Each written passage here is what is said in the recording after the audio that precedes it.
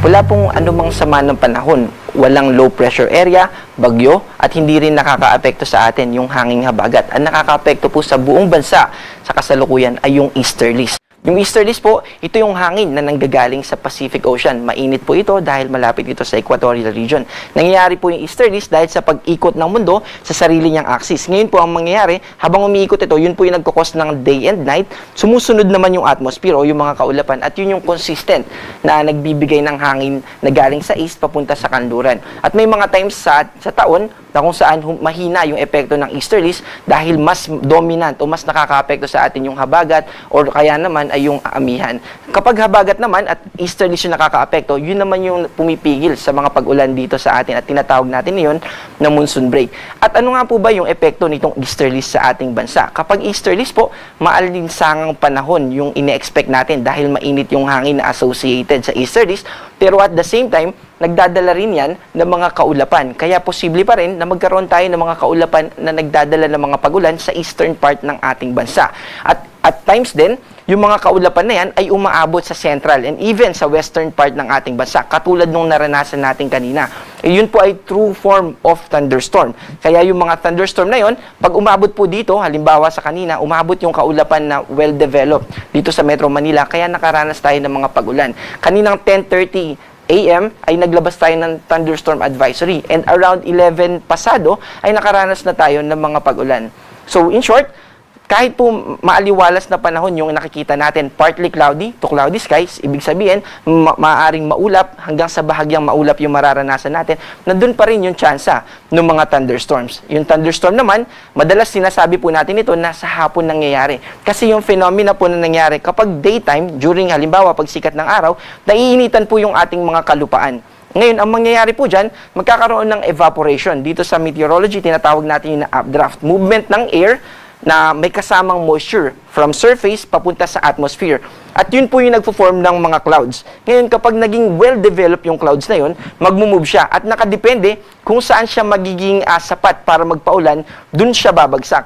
Ito rin po yung tinatawag natin na localized thunderstorm. Kapag localized po, for a specific area lang. Kaya ilang bahagi ng Metro Manila ay nakaranas ng malalakas na pag-ulan kanina. Yung case kanina, ito po yung well-developed. Ito yung magandang cloud siya na tipong magdadala ng mga pagulan na pwedeng mag-cause ng mga pagbaha at pagguho ng lupa.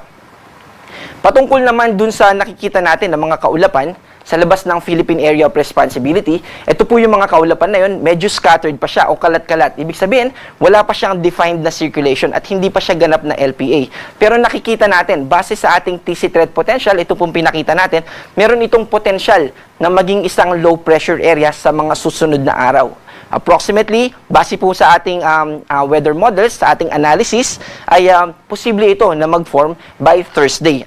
At magtutuloy-tuloy siya, ito po yung TC threat potential natin. Ang pinapakita naman itong TC threat potential, may posible ba na maging bagyo o maging low pressure area sa susunod na 2 linggo.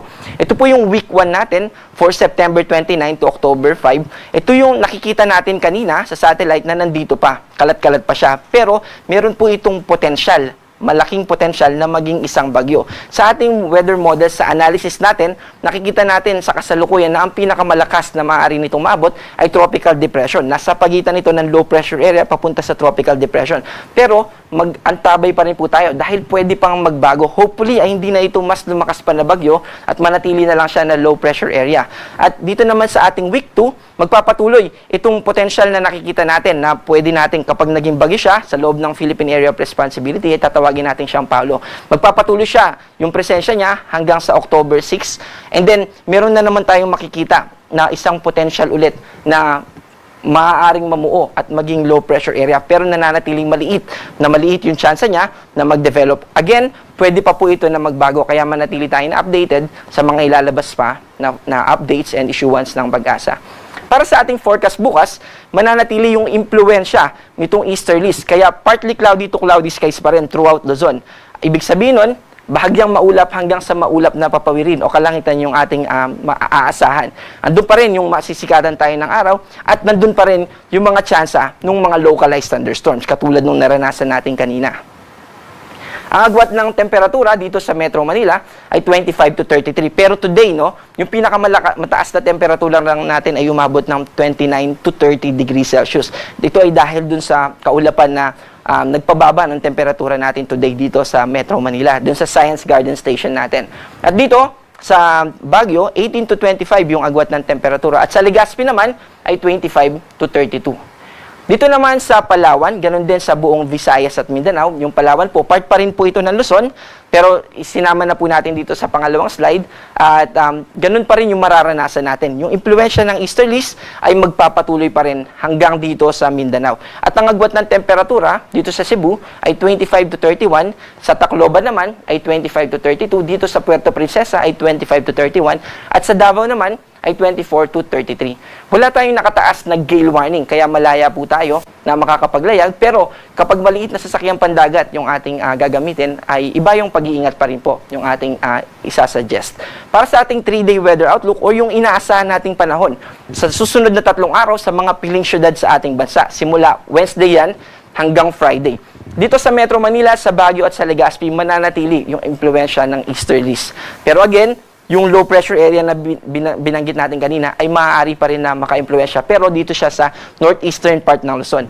Dito naman sa Visayas, sa Metro Cebu, Iloilo City at Tacloban, magpapatuloy pa rin hanggang sa susunod na 3 araw yung impluwensya nitong easterlies. And also, mahalaga na alam pa rin natin na posible yung mga localized thunderstorms na sinubukan natin na i-explain kanina. Dahil kapag well-developed yung thunderstorm na yon, ay posible pa rin na magdulot ito ng mga pagbaha at pagguho ng lupa. Ganun din naman hanggang Mindanao. Easterlies pa rin yung makakaapekto sa atin sa mga susunod na araw.